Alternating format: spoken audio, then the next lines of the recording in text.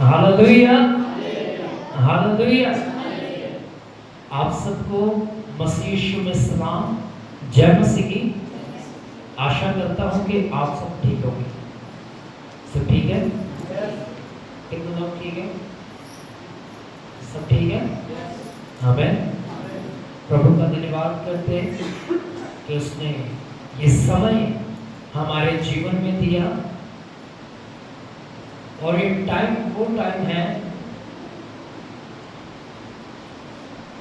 याद रखिए, ये समय वो समय है, ये टाइम वो टाइम है जब अंतिम दिनों में हम जी रहे हैं। आपने सुना क्या बोला? ये समय वो समय है जब हम अंतिम दिनों में जी रहे हैं। ये दिन वो दिन है जब यीशु मसीह की आमद बड़ी नजदीक है। यीशु मसीह का आना बड़ा नजदीक है।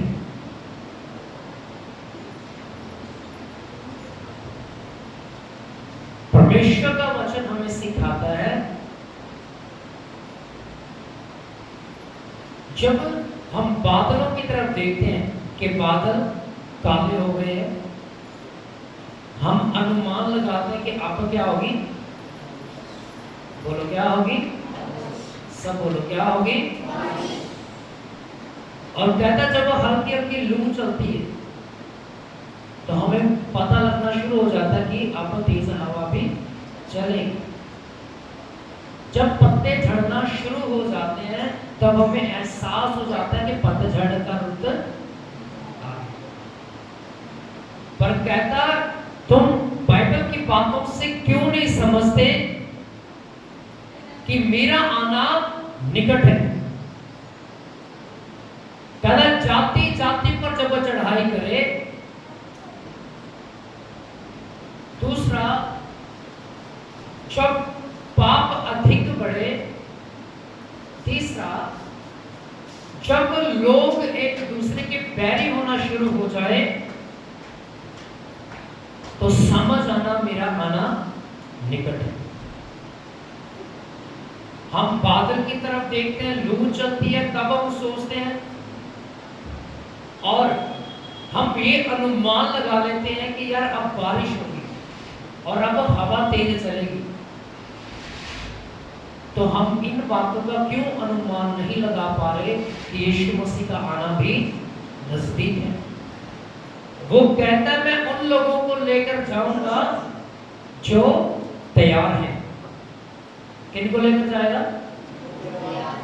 जुबान है सभी की जो अंदर मुंह में, तो सभी जवाब दीजिए। किनको लेके जाएगा साथ को? जो तैयार हैं। जो तैयारी करेंगे उनको नहीं, जो तैयार है उनको साथ लेके जाएगा। आमीन, आमीन, हालेलुया। अपने पड़ोसी की तरफ देखिए और उनको पूछिए क्या आप तैयार हैं यीशु मसीह के साथ? पूछिए यीशु मसीह के साथ जाने के लिए क्या आप तैयार हैं? उनको पूछो ना भैया, कान चल रहा है मेरी तरफ देख के पूछो उनको। आप ही पूछे एक दूसरे को, क्या यीशु के साथ जाने के लिए आप तैयार हैं? फिर से पूछो क्या आप तैयार हैं? फिर से कहें जो तैयार नहीं वो यीशु के साथ बादलों पर नहीं उठाया जाएगा, परंतु जो तैयार है वही उसके साथ उठा लिया जाएगा। Hallelujah, hallelujah. जो तैयार नहीं वो उसके साथ नहीं जाएगा। जो तैयारी कर चुका, अपना बसा पैक कर चुका, वस्त्र पहन चुका है, बैग पैक कर चुका है, उसके साथ जाने के लिए तैयार है। Hallelujah, hallelujah. शादी का समय होता है, शादी 29 तारीख को है, 15 तारीख से तैयारियां शुरू हो जाती हैं। मम्मी मेरी जीन नहीं आई, मम्मी मेरा लहंगा नहीं आया, लिपस्टिक रहेगी, नेल पेंट नहीं है उसकी जैसी। मम्मी कहती पैसे नहीं है, थोड़ा रुक के ले लेंगे, नहीं नहीं आज ही लेनी है, बाद में आपको होगे बाद में ले लेना। समझ रहे हो? जब शादी आती है किसी की, तैयारियां पहले से शुरू हो जाती है। एक बारात और आने वाली है, यीशु मसीह जो दुल्हा है घोड़े पर सवार होकर अपने दुल्हन को लेने आएगा, और जो तैयार नहीं वो यहीं पर रह जाएगी, जो तैयार है वो उसके साथ उठा ली जाएगी। आमीन, हालेलुया, हालेलुया। हमने अभी एक पहले गीत गाया ना, सुस्त कुंवारियां बढ़िए ना दोस्तों। आमीन, हालेलुया। जब वो आएगा, जो सुस्त है ना कुंवारियां, जिनको दलिकर चढ़ा हुआ है, जो सुस्त है, जो प्रार्थना ही नहीं करती, उपवास रखे फिर भी प्रार्थना नहीं करते, ऐसों को खुदावंद दरवाजा बंद करके बाहर छोड़ेगा और बाहर से खटखटाते रहना, फिर कहना हम तो वही हैं जिन्होंने आपका प्रचार सुना था।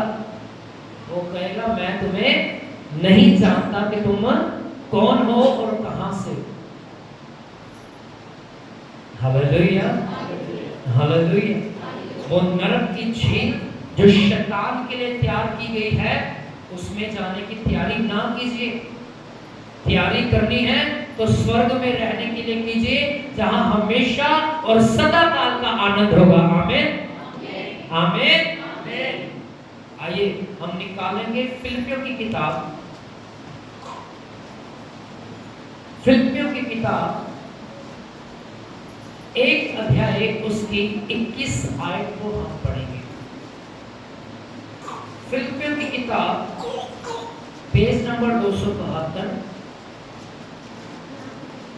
1 अध्याय उसकी 21वीं आयत को मैं आप सबके लिए पढ़ूंगा।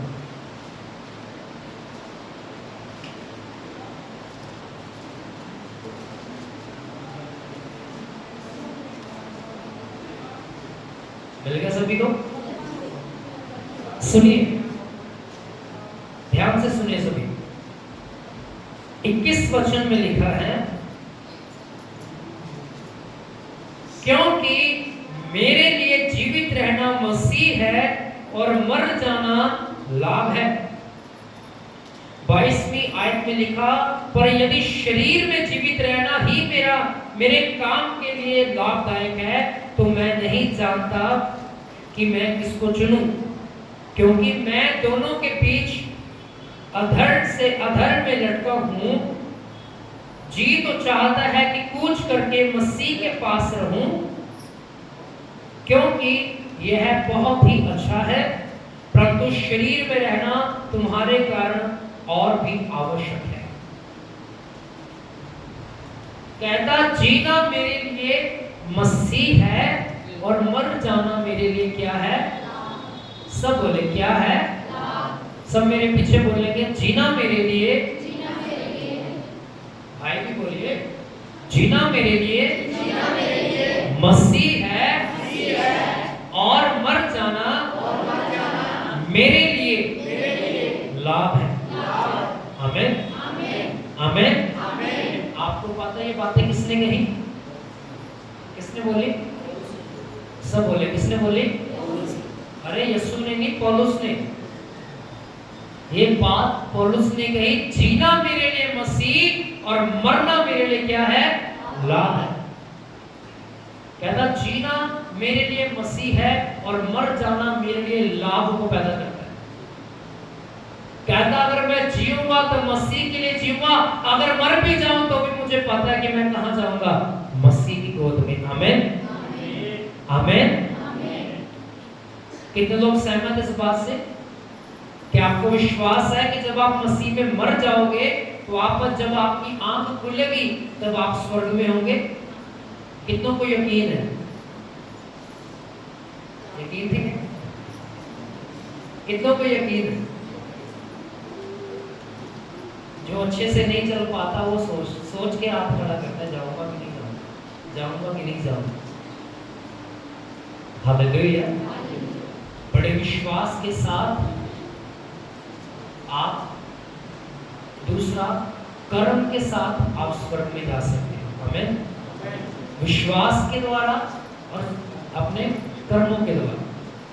तीसरा जो सबसे महत्वपूर्ण चीज, पापों से अगर आपने मुक्ति पा ली, यीशु को उद्धारकर्ता ग्रहण कर लिया, तो आपके स्वर्ग राज्य की टिकट पक्की। आपके पासपोर्ट के ऊपर यीशु के नाम की स्टैंप लग जाएगी, आपको वीजा मिल गया, बस आपकी प्लेन जो है वो आना बाकी है। आमीन। वो प्लेन यीशु मसीह है। हालेलुया। जब वो आएगा आपको साथ लेके जाएगा। आमीन। आमीन। कितनों का उद्धार हो गया? उद्धार हो गया, पापों से मुक्ति मिल गई। कैसे मिली है? कैसे मिली? अरे बोलो, पहले एक जन बोले, कैसे मिली? यीशु के द्वारा। यीशु के द्वारा। यीशु के द्वारा कैसे मिली? पापों से मन फिराया, और जल्दी करिए, समय नहीं है, उसके हुक्मों की पालना करके। हाँ जी। और कोई बता सकता है? यीशु के लहू बहाने से। हमें अगर यीशु मसीह ना आता, लहू ना बहाता, तो हमें मुक्ति ना मिलती। यीशु के लहू में मुक्ति है, यीशु के लहू में आजादी है। आजाद हुआ व्यक्ति स्वर्ग में जाएगा। जिसके ऊपर केस चलते हो ना, वो जेल से बाहर नहीं आ सकता, याद रखिए इस बात को। पर यीशु मसीह ने आपको रिहा किया, जेल से बाहर निकाला अपना लहू बहाकर। जेल कौन सी? पापों की। आपके हाथों में बेड़ियां थी, आप गुलाम थे अपने शरीर के और शैतान के, और यीशु आया, आपकी बेड़ियां तोड़ दी, खुद तो आजाद हुआ और आपको भी आजाद कर दिया। हालेलुया। हालेलुया। और अब आपके टिकट स्वर्ग के राज्य की कट चुकी है। आमीन।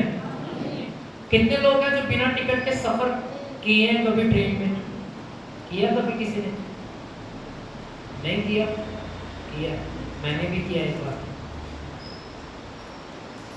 पर जब वो पकड़ लेता ना आके, जो टीसी होता है वहां का, तो चलान भी सीधा 2000 का करता है, 1500 का करता है। 30 रुपए की टिकट होती है, 1500 भरना पड़ जाता है।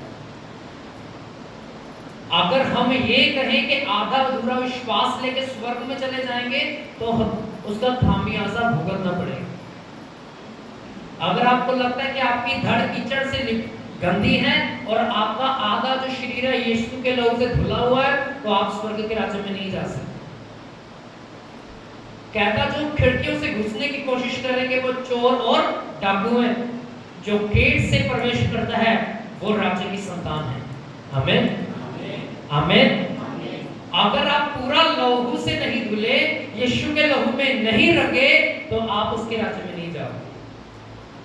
अगर आपने पापों से मन फिरा लिया, अपना जीवन यीशु को दे दिया, अपना उद्धारकर्ता यीशु को मान लिया, पापों से मुक्ति पा ली, आप स्वर्ग में चले जाओगे। आमीन।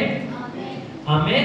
पौलुस कहता है जीना मेरे लिए मसीह और मर जाना मेरे लिए लाभ है। कहता अगर मैं मर भी जाऊं तो मुझे चिंता नहीं, मुझे पता है कि मैं अब्राहम की गोद में होऊंगा। मुझे विश्वास है कि मेरी आंख स्वर्ग में खुलेगी। आमीन। आमीन। हालेलुया। हालेलुया। तो हमेशा याद रखिए, आपको एक विश्वास होना चाहिए कि मेरे ऊपर पवित्र आत्मा की छाप लगी है, मैं यीशु के लहू से रंगा हूं, और जो रंगे होंगे द्वार उनके लिए खोले जाएंगे। आमीन। आमीन। एक कैरेक्टर ऐसा है जिसे आज मैं आप सभी को पढ़वाऊंगा। वो हमें देखने को मिलता है पहला राजा की किताब में।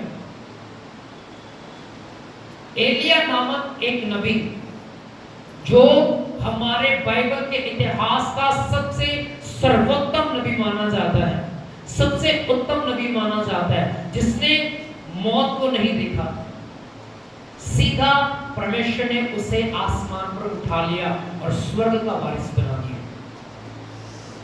उसके द्वारा एक बड़ा मिरेकल हुआ, उसके द्वारा एक बड़ा चमत्कार हुआ। जब पूरे देश में अकाल पड़ा हुआ था,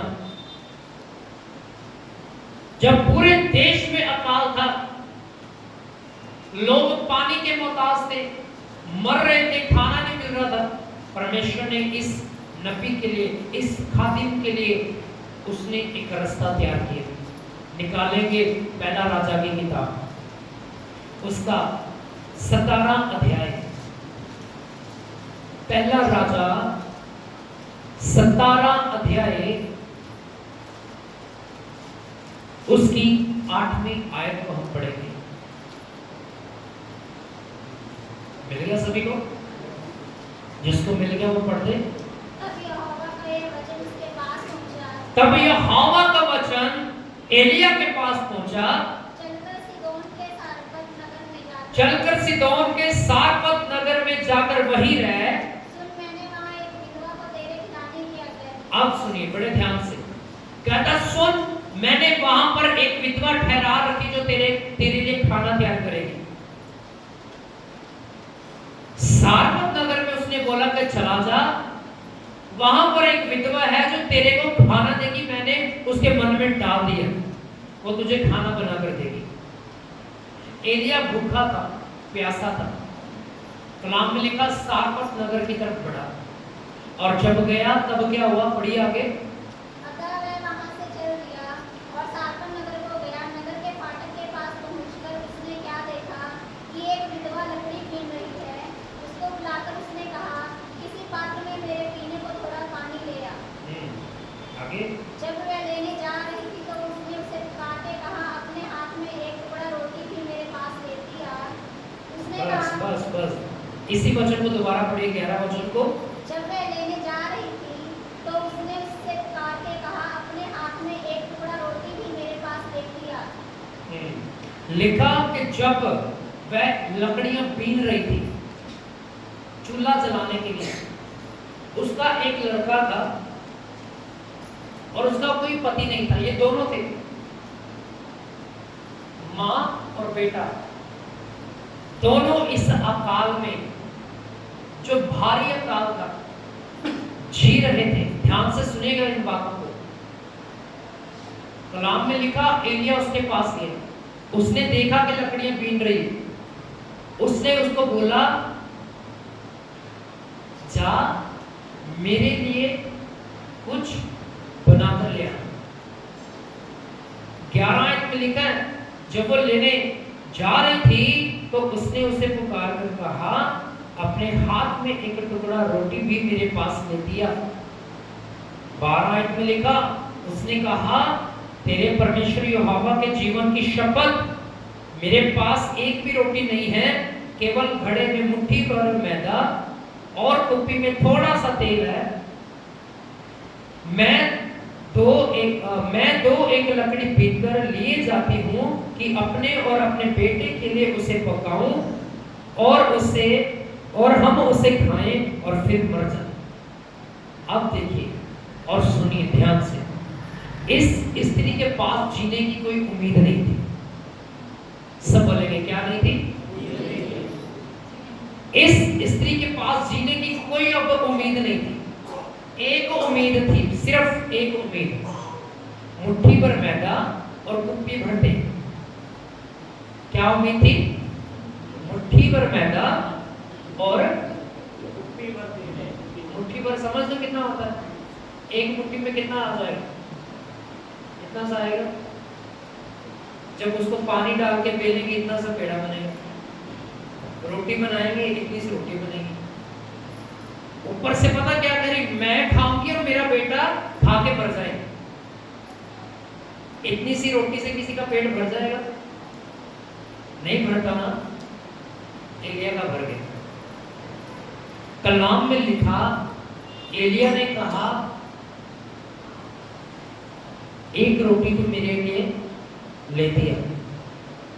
उसने कहा, थोड़ा सा मैदा है, थोड़ा सा कुप्पी में तेल है, मैं खाऊंगी, मेरा बेटा खाएगा, खा के दोनों मर जाएंगे, हमारे पास उम्मीद नहीं है बचने की, और अगर वो भी हम तुझे दे दें तो हम तो वैसे भी आज भी मरे, कल भी मरे। पर कलाम में लिखा, उसने कहा, पढ़ूंगा आपके लिए 13 वचन में सबसे सुंदर अति उत्तम बात इस अध्याय की। एलिया ने उस विधवा से कहा, मत डर, जाकर अपनी बात के अनुसार कर, परंतु पहले मेरे लिए एक छोटी सी रोटी बनाकर मेरे पास ले आ, फिर इसके बाद अपने और अपने बेटे के लिए बनाना। ये बड़ी बड़ी उत्तम बात एलिया ने उस विधवा को बोली। कहा, सबसे पहले तो एक काम कर, वो रोटी तू ना खा, मुझे खिला। Hallelujah, hallelujah. कहता उसके बाद तू खाना, फिर अपने बेटे को खिलाना। विश्वास का आज्ञा पालन, विश्वास, एक बड़ा विश्वास परमेश्वर की खातिर के ऊपर, परमेश्वर के ऊपर। निगाहें उस भिनी हुई लकड़ियों पर, निगाहें उस मुट्ठी भर मैदे और मुट्ठी भर तेल के ऊपर, पर विश्वास परमेश्वर के ऊपर। Hallelujah, hallelujah. निगाहें सबसे पहले किसके ऊपर? लकड़ियों के ऊपर जो उसने बीन रखी थी। दूसरी निगाहें किसके ऊपर? मुट्ठी भर मैदे के ऊपर। तीसरी निगाहें कुप्पी भर तेल के ऊपर। पर विश्वास किसके ऊपर? बोलो, किसके ऊपर था विश्वास? परमेश्वर के ऊपर। कलाम में लिखा, वो गई, मैदा निकाला, तेल डाला, गूंदा, बेला, सेका और परोसा। कलाम में लिखा, जब तक अकाल खत्म नहीं हुआ, उसके उस घड़े में से ना तो मैदा खत्म हुआ, ना ही उसकी कुप्पी में से तेल खत्म हुआ। समझे? अब ध्यान से सुनिए। जब उसने घड़े में से मैदे को निकाला, ये मेरा विश्वास है, लिखा नहीं है, पर ये मेरा विश्वास है, वो घड़ा भरा नहीं, वो घड़ा भरा नहीं, पर जब जब उसको जरूरत पड़ी, उसने घड़े में हाथ डाला, मुट्ठी में मैदा आया, और परमेश्वर ने उसके लिए एक बड़ा मिरेकल खड़ा कर दिया, उसकी जिंदगी में एक बड़ी गवाही खड़ी कर दी। Hallelujah, hallelujah. पर जब आप विश्वास का आज्ञा पालन करोगे, एक आज्ञा को जब आप मानोगे, याद रखिए, भले ही आपके गैस में जो सिलेंडर होता है उसमें गैस नहीं है, घर में आटा नहीं है, पर जब आप आटे वाले ड्रम में हाथ डालोगे, आटा आपके हाथ में होगा, परमेश्वर आपके लिए मुहैया करेगा। Hallelujah, hallelujah. कब? जब आप विश्वास का आज्ञा पालन करोगे। उसने कहा, पहले मेरे लिए कर, फिर बाद में तू और तेरा बेटा खाना। कलाम में लिखा, वो चलेगी। उसने बनाया, सेका, परोसा, एक बड़ा मिरेकल, एक बड़ा द्वार उसके लिए खुल गया। Hallelujah, hallelujah. मैं पढ़ूंगा आपके लिए 14 वचन में लिखा है, क्योंकि इस्राएल का परमेश्वर यहोवा यूं कहता है, जब तक यहोवा भूमि पर मेना बरसाए, तब तक ना तो उस घड़े का मैदा समाप्त होगा और ना उस कुप्पी का तेल घटेगा। तब वह चली गई, एलिया के वचन के अनुसार किया। तब से वह और स्त्री और उसका घराना बहुत दिन तक खाते रहे, यहोवा के उस वचन के अनुसार जो एलिया के द्वारा कहा गया था। ना तो उस घड़े का मैदा समाप्त हुआ, ना ही उस कुप्पी का तेल घटा। हालेलुया। एक छोटी सी एग्जांपल देता हूं। जब बहुत बार आपको लगता है कि मैं इतना पैसा, फॉर एग्जांपल 50,000 की आपको जरूरत है, इतना पैसा मैं कहां से अरेंज करूंगा, तब आपकी आंखें यहोवा पर लगती हैं और परमेश्वर आपके लिए मुहैया करता है। पर जब बात आती है 1000 रुपए की, जब बात आती है 1000 रुपए की, आपके पास 1000 रुपया नहीं है, 50,000 के लिए आपका विश्वास परमेश्वर के ऊपर था, पर 1000 रुपए के लिए आपका विश्वास परमेश्वर पर नहीं है। पर एक बात मैं आपको इस बात से सिखाना चाहता हूं, जब आप छोटी छोटी चीजों में वफादार हो जाओगे, परमेश्वर आपके लिए बड़ी बड़ी चीजों के नए द्वारों को खोलकर आपके सामने रख देगा। आमीन, आमीन। जब आप विश्वास का आज्ञा पालन करोगे, बहुत बार एक एग्जांपल आपको दी गई, 10 लंगड़े यीशु मसीह के पास आते हैं। 10 लंगड़े, एक टाइम पर यीशु मसीह के पास 10 लंगड़े आते हैं। कलाम में लिखा वो चंगा होना चाहते हैं। यीशु मसीह ने कहा जाओ अपने आप को याजकों को दिखा दो। कलाम में लिखा जाते जाते चंगा हुआ एक, वापिस आया। यीशु मसीह ने उससे पूछा क्या बाकी जगह नहीं हुए? वो क्यों वापिस नहीं आए?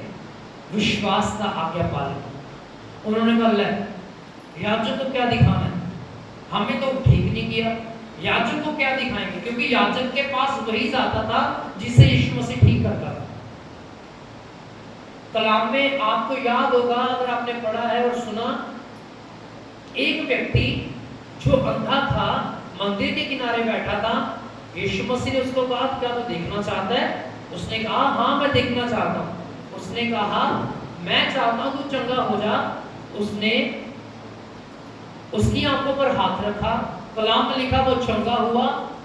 और जब उसने अपनी आंखें खोली, यीशु को देखा, उसने कहा कि तू परमेश्वर का पुत्र है।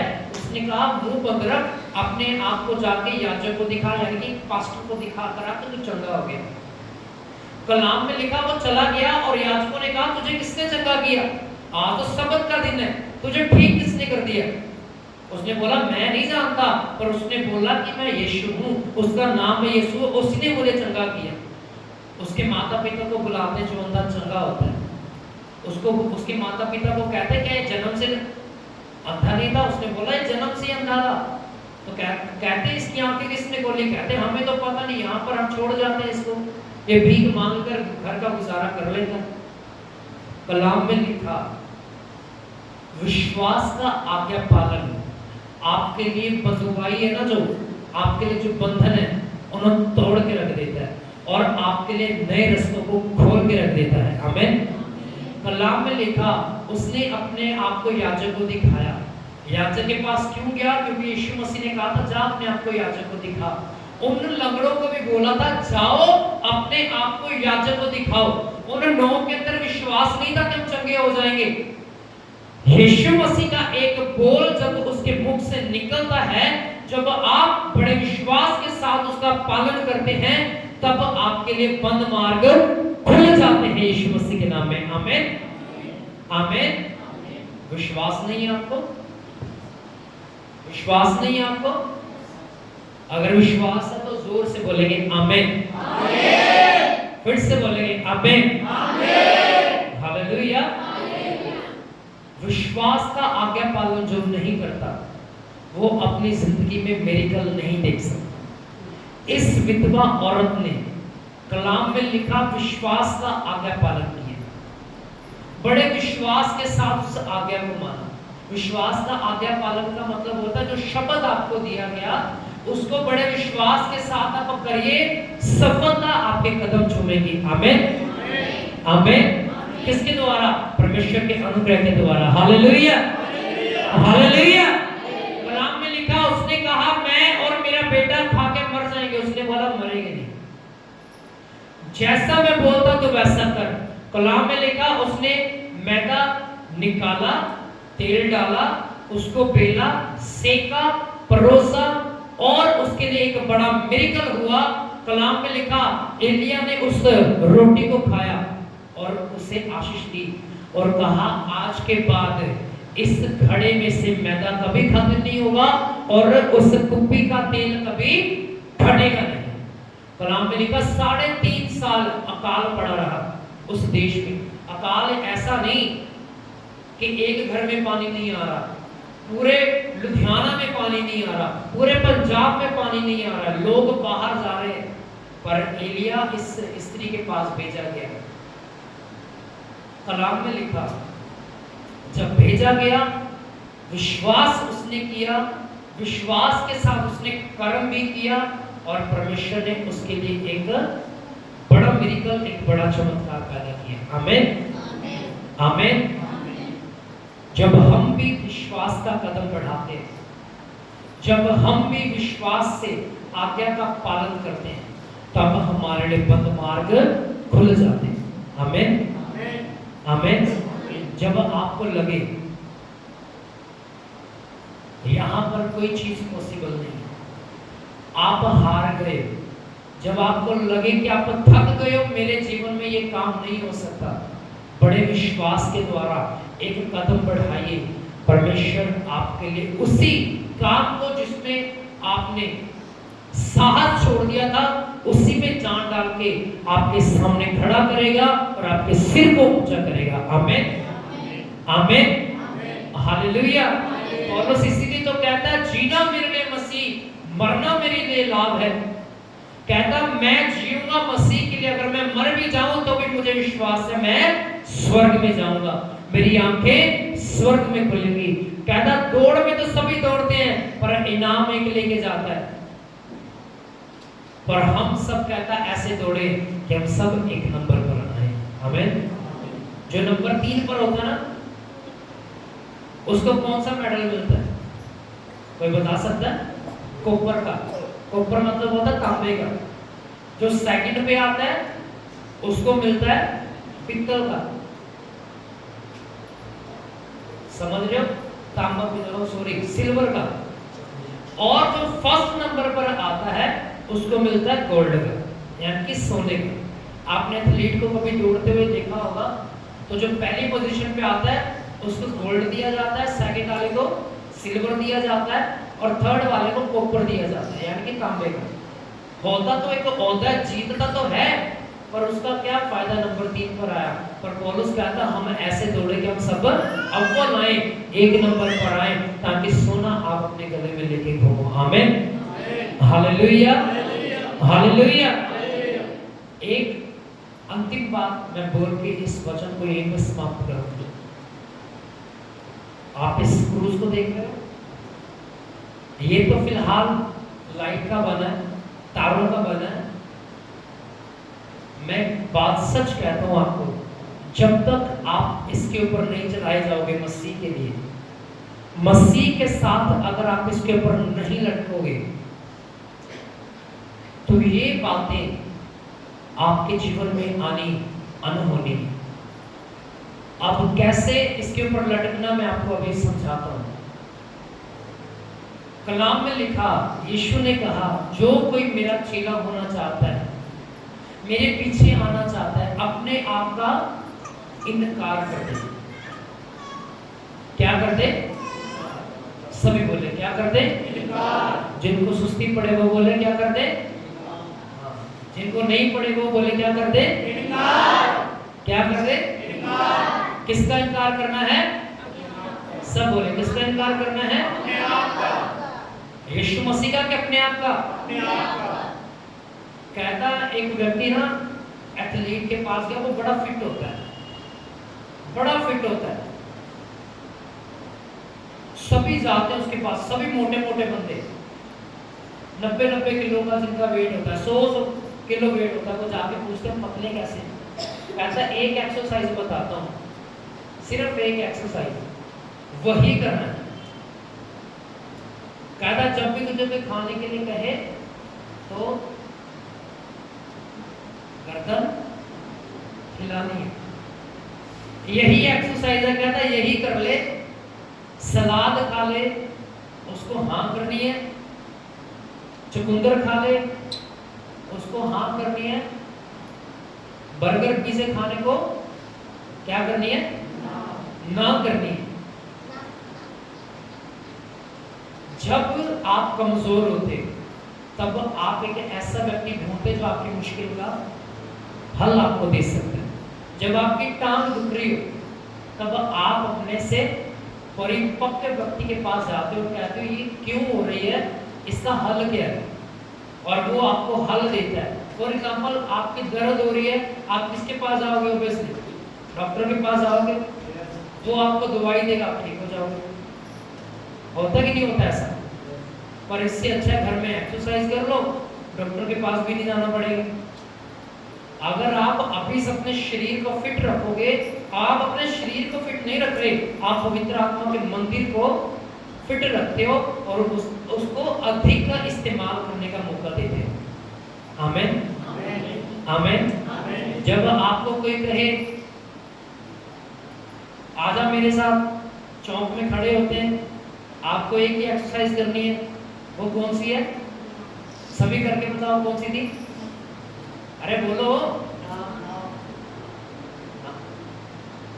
जब आपको कोई प्रार्थना करने के लिए कहे तब भी यही एक्सरसाइज करनी है, ऐसे ही है। जब कोई आपको प्रार्थना करने के लिए बोले तब आपको एक एक्सरसाइज करनी है, वो क्या है? हाँ, हम करेंगे। आमीन।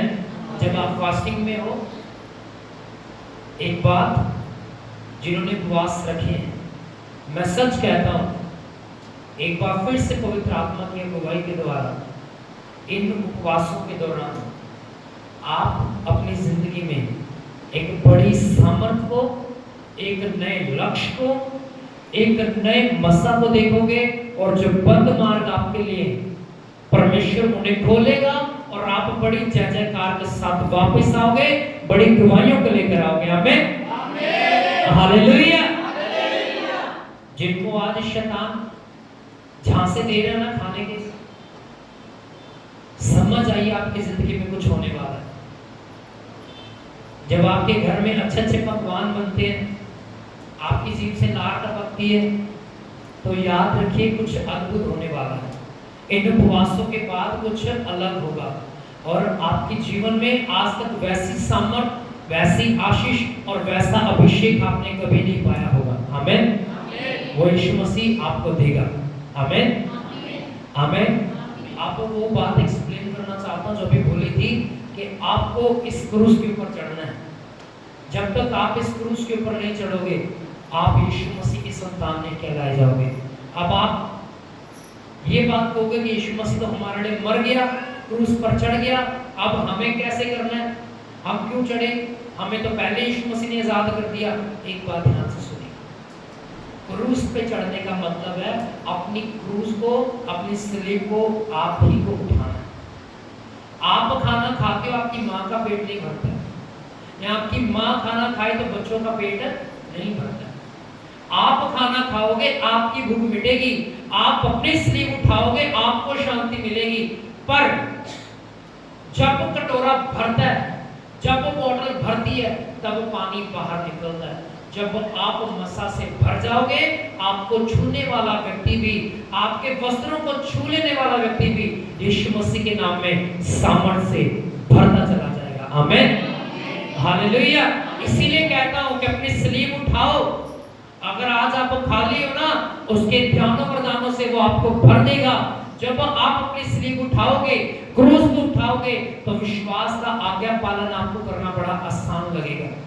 जो विश्वास का आज्ञा पालन नहीं करता, जो अपनी सलीब नहीं उठाता, याद रखिए वो परमेश्वर की संतान नहीं गिना चाहता। क्योंकि यीशु ने साफ साफ कहा है, जो कोई मेरा चेला होना चाहता, मेरे पीछे आना चाहता, अपने आप का क्या करे? इनकार करे, फिर अपनी सलीब उठाए। सलीब उठा के दिन प्रतिदिन मेरे पीछे चले। आमीन आमीन आमीन। ये दिन सुस्ती वाले हैं, मुझे पता है। ये जब मौसम चेंज होता है, लोग बीमार भी होते हैं और लोगों का मन कच्चा होता है कि अब हम प्रार्थना नहीं करेंगे, हमारा मन नहीं है। पर जब आप अपने मन को मार के घुटने टेकोगे, कुछ समय आपको लगेगा कि प्रार्थना बंद कर दूं, प्रार्थना को छोड़ दूं, पर जब आप नहीं छोड़ोगे, परमेश्वर आपको सामर्थ देगा। आमीन। जब आपको लगे उपवासों को तोड़ना है, उपवास नहीं तोड़ोगे, परमेश्वर आपको एक नया मसा देगा। आमीन। जब आपको लगे कि यहाँ पर इस आज्ञा को तोड़ देना, जब आपको लगे इस बात को छोड़कर आगे बढ़ना, जब आप विश्वास को पकड़े रहोगे, उस बात को जो वचन में लिखी है थामे रहोगे, परमेश्वर आपके लिए बंद मार्ग खोल देगा। आमेन आमीन। आमेन। आइए सभी अपनी आंखों को बंद करेंगे और अपने घुटनों पर आ जाएंगे। याद रखिए, कहना ना पड़े, जब वचन खत्म होता है, प्रार्थना होती है, तब आपको अपने घुटने टेकने हैं उसी समय और परमेश्वर से प्रार्थना करें जो वचन आज आपने सीखा।